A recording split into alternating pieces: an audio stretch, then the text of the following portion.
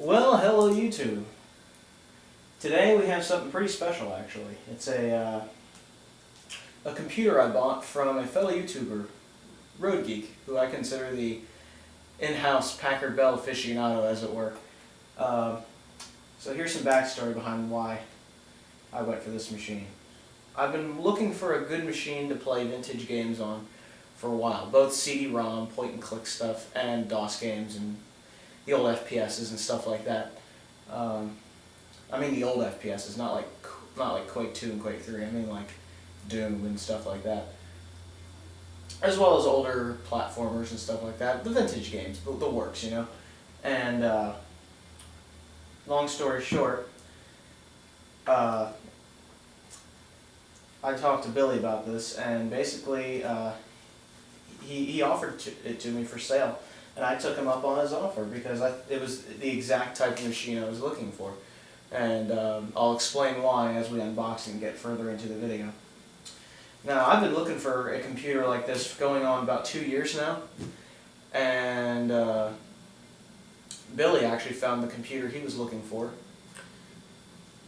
not too long ago, a month or two ago maybe, something like that. The Packard Bell 822 CDT. And Billy, I must congratulate you on that. 8 years is one hell of a long search for a computer, and and you didn't give up at all, and that's pretty commendable. It reminds me of UXW Bill finding that particular PS2 that he got all the way from Germany. Very similar to that. He was looking for that for close to 10 years, and you were looking for your 822 for close to 10 years. So both of you had a lot of patience and a lot of perseverance in terms of finding those computers.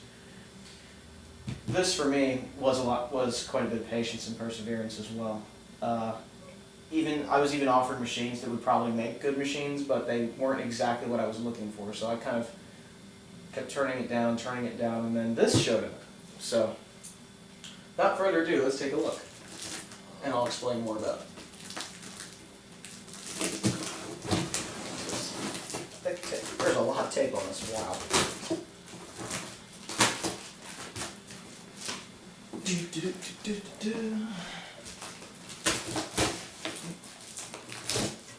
Alright. Let's tear into this bad boy. Oh yes. Foam shapes, you guys. Okay, so let's move all the foam out of here. Hey, I got a rectangle that looks a lot like a keyboard. Get all the foam out of here. Smell the North Carolina air. Alright, we have the machine here. So let's pull it. Hey, CDs, man. Hey, nostalgia on those discs. Oh, that's awesome. I'm not going to say what these CDs are on camera, but thank you very much, Billy. This is going to be sweet to look at. Anything else? Oh, that's great. Thank you so much. A pen with my name on it. Man, you're the best. You're too much, man. You're a good friend. Alright, let's pull the machine out. Goodbye, box. It was nice knowing you. Oh, man. Okay, let me pull the plastic off this real quick.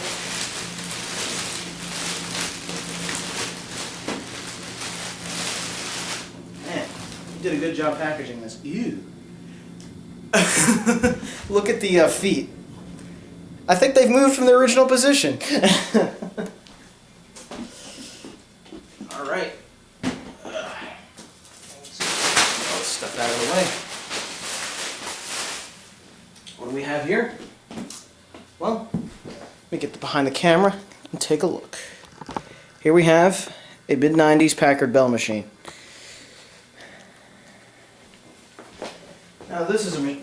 Now I wasn't necessarily looking for a Packard Bell machine when I say this is the machine I've been looking for a couple of years now.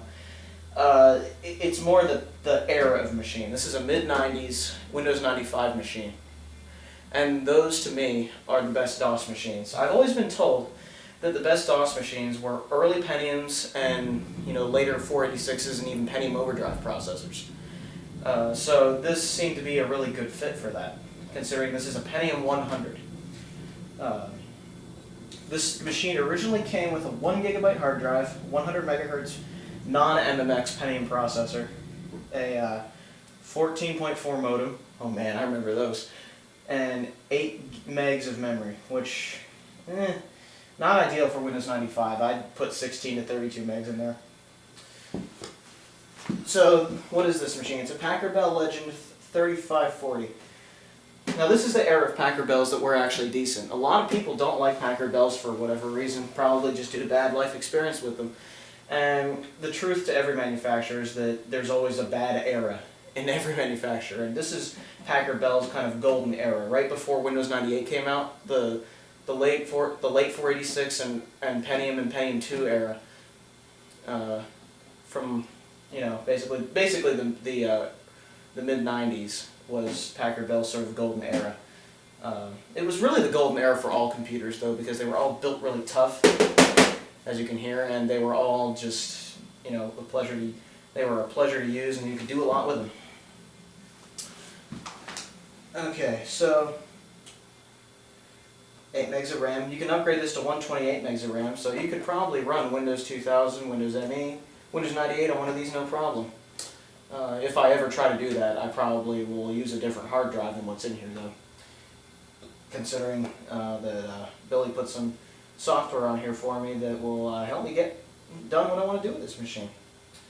PCI local bus video, PCI local bus hard drive interface. I guess that just means it's faster. Quad speed CD-ROM drive originally. The mouse. They list the mouse as a feature.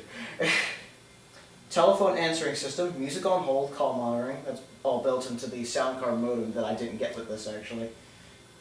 Full duplex speakerphone, all that stuff. The video capabilities, you can do MPEG-1 playback.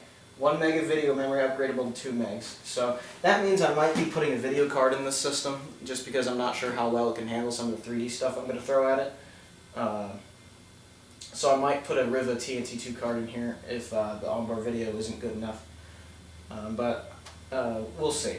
It probably will be for what I do with this machine, but you never know. I have to have backup options. So there you have it. This is the front of the machine looks like here.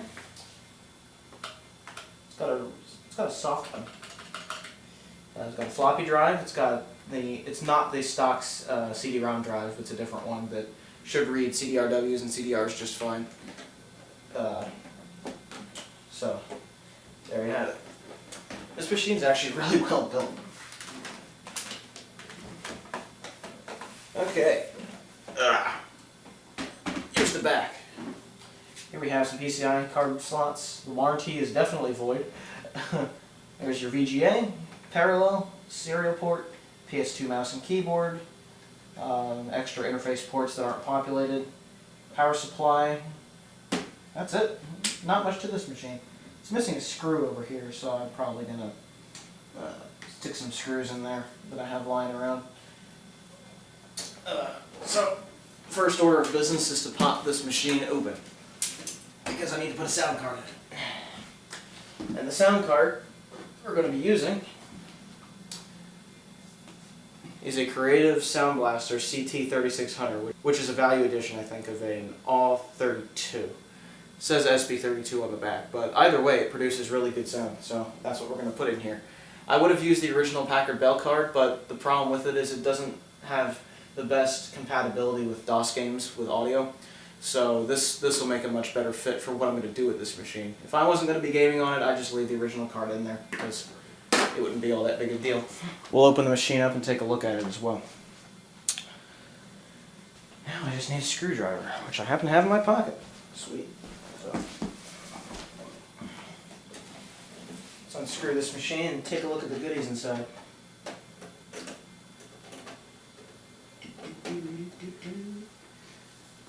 Hopefully this has PCI slots on the inside, so that if I need to upgrade to the NVIDIA Riva TNT2, I can. I think it would, considering it's mid-90s, but you never know. Wow, very sturdy cover. Can't see what I'm doing. That's better. Oh yeah, look at that. There's your desktop form factor type of machine. It's got a ATX power supply. It has 4 RAM slots. It takes EDO memory. I wonder what that is. I don't know what that is. That looks like some sort of, maybe it's a cache DIMM slot. I don't know what that is. You've got 2 PCI slots, 3 ISA slots, upgradable video memory sockets there, Cirrus Logic there, and there's your Pentium 100 processor. Back when you didn't need a fan on heat sinks, remember those days? Looks like we have an 8 gig drive in there. I'm not sure what brand of drive it is. It looks like a Maxtor drive to me. Yeah, it looks like a Maxtor drive. It's got a Mitsumi CD-ROM drive in it, which apparently was $42.10 back in 2001, as far as the price goes. Nice. The floppy cable has these connectors on it, so I can put a 5 1/4 inch floppy below the CD-ROM here. I plan to put one there. There's a screw rolling around in there for shipping. I'll have to figure out what that attaches to. Yeah, but looks pretty good on the inside. It uses a DVE power supply, 15 amps on the 5 volt rail, 6 amps on the 12 volt rail, 0.3 amps on the negative 12, and 0.3 amps on the negative 5. The negative 5 is used for ISA slots, so that's pretty important. So, this machine definitely has expandability under its belt. There's the, I don't know what this is actually. It looks like it went to the, it's just the CD audio cable for the DVD drive. Or DVD drive, CD drive. Yeah, this looks like a pretty good machine so far. I say we, I'm going to take out the drive real quick to take a look at it. Yes, what we indeed have in this computer is a Maxtor drive. Okay, I've buttoned it all back up. Put the sound card in it and everything. So, I tried cloning the hard drive, the Maxtor to the Western Digital over there, and that didn't work. So I'm just going to leave the Maxtor alone, and just, if it ever dies, even though I'm wary of those drives, if it ever dies, I'll just replace it with the Western Digital. I mean, I have all the resources to reinstall what was on there, so that's okay. So, here we have it. Got my, got this Chime test monitor. This is not the monitor I'm going to be using with the machine itself. I'll show you that a little bit later once I'm done going over this. But it's good for a demonstration anyway. There's the Packard Bell itself. The Legend 3540. Oh, there we go. There you go. In all of its glory.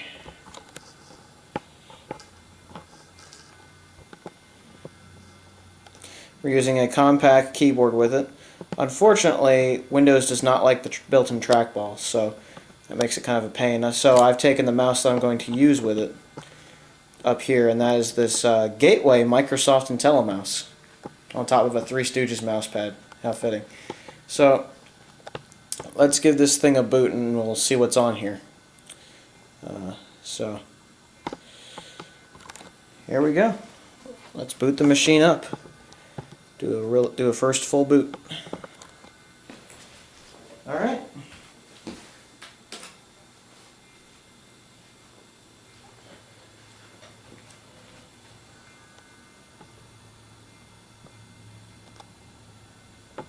There you go.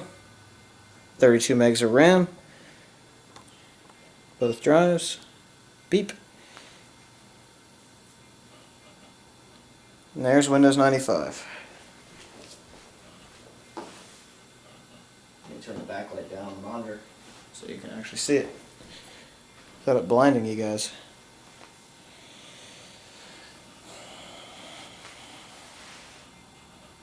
There's the Packard Bell Navigator.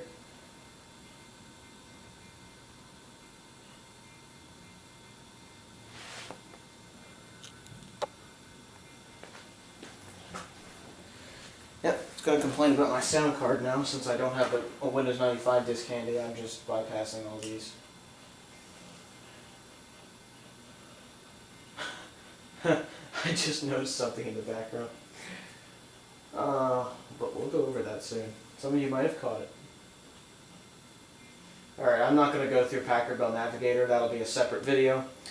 Mainly because I don't have the sound drivers installed, so what's the point of going through it with no sound? So we'll go Windows. And there you go. It's a bog standard Windows 95 installation. What's the resolution? 640 by 480. Let's move that to 800 by 600.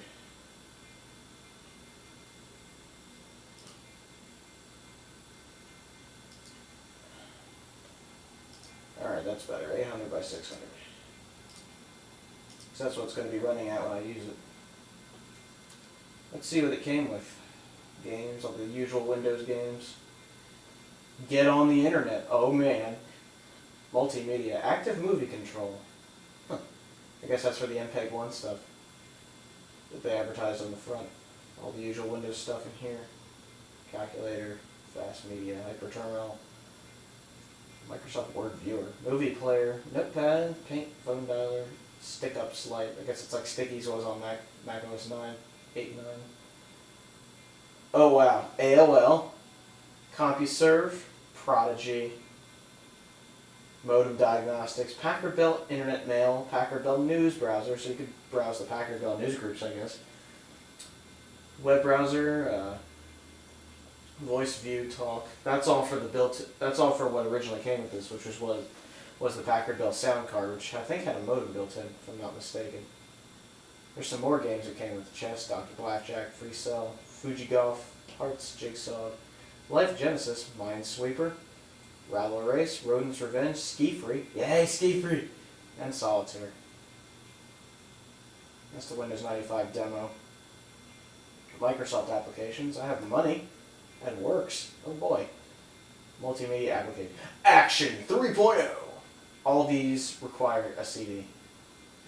Wow, that really brings me back. Format disk, Packard Bell Navigator, Packard Bell installer, PB audio utilities, which will be kind of, I don't know if those will be useful once I get it on there. Quicken, the ubiquitous Quicken. There you go. I don't know if any of you have spotted this in the background yet, but I'll point it out now. Oh no! Billy, that's fantastic. I got a kick out of that one. Alright, so we have a bog standard Windows 95 installation from the Packard Bell Master CD. It's been upgraded to Windows 95B. The drive is now FAT32. So Windows 95B is still a version of Windows 95 that has DOS 6, which is specifically what I wanted. So if I ever have to reinstall, that's probably what I'm going to do with it. I got to save that background though. That's awesome. I'll have to put that on a floppy and move it. So there you go. This is the Packard Bell. I keep forgetting the number. The Packard Bell Legend 3540. An early Pentium system.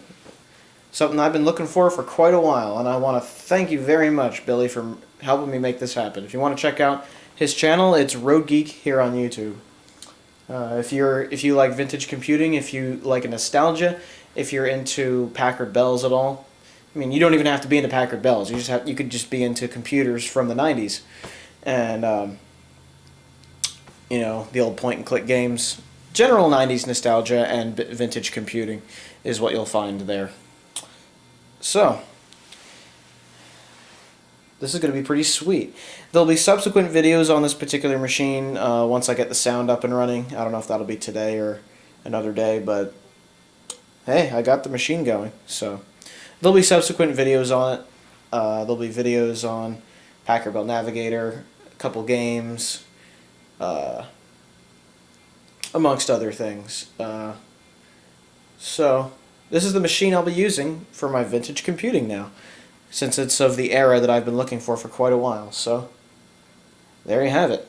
Now I'm going to go put it in its sort of final location, and I'll work with it down there. So let's show you what that's all about.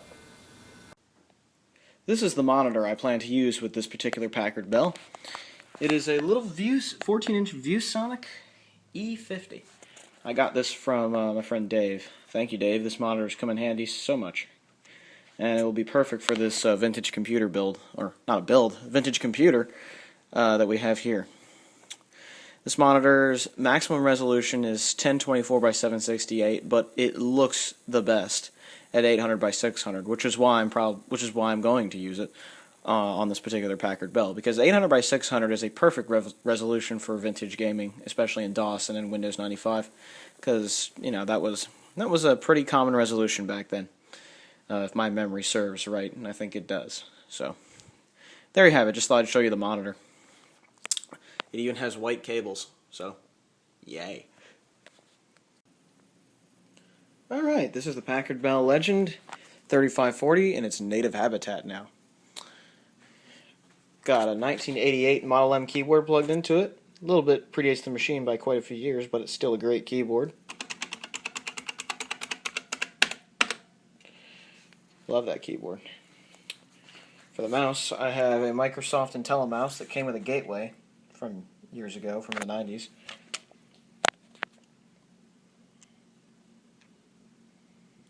IntelliMouse 1.1a.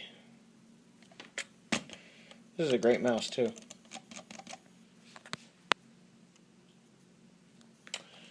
For the monitor, as I said earlier, we have a ViewSonic E50,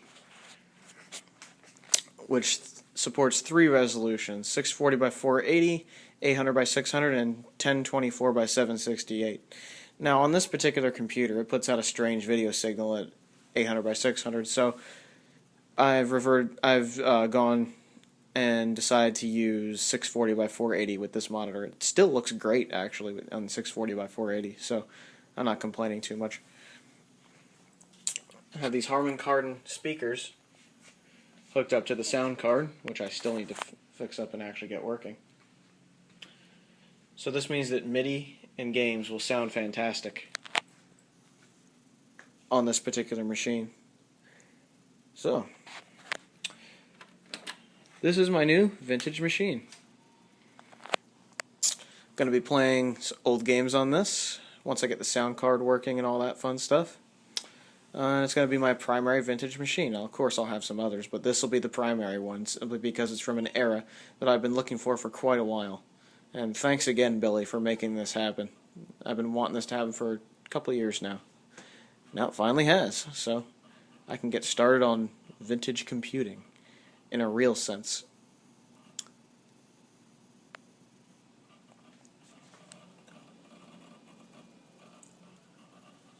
There's Packard Bell Navigator, looking the way it should. So, there you have it. There'll be some subsequent videos on this particular computer, both on MIDI sound and games and other software. And yeah, there's Packard Bell Navigator again. You can kind of see the cell phone interference in the screen. So, fully up and running. Vintage setup. This is now going to be my vintage setup for quite a long time, I think. So, there you have it, folks. That is the Packard Bell Legend 3540. Now, the one gripe I have is I didn't get printed out copies of the Carolina Circle Mall Wiki. Billy, you had one job! So, I hope you all enjoyed this. So, have a good one, everybody. Ciao. Oh, no!